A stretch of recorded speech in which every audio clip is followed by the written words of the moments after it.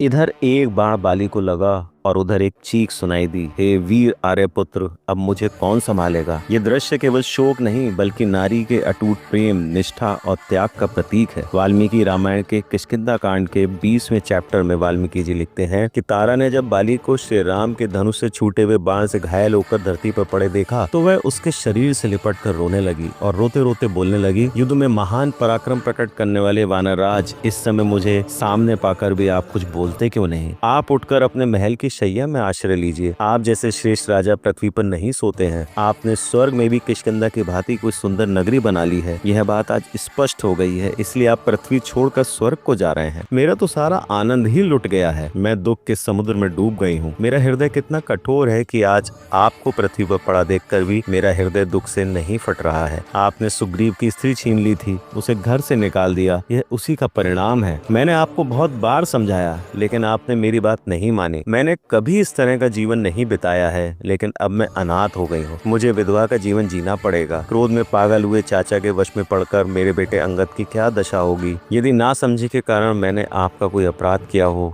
तो आप उसे क्षमा कर दीजिए। हे वीर आर्यपुत्र, मैं आपके चरणों में मस्तक रख के ये प्रार्थना करती हूँ। इस तरह वाली के पास रोती हुई तारा वहीं पृथ्वी पर पड़ी रही और आमरण अनशन का निश्चय किया।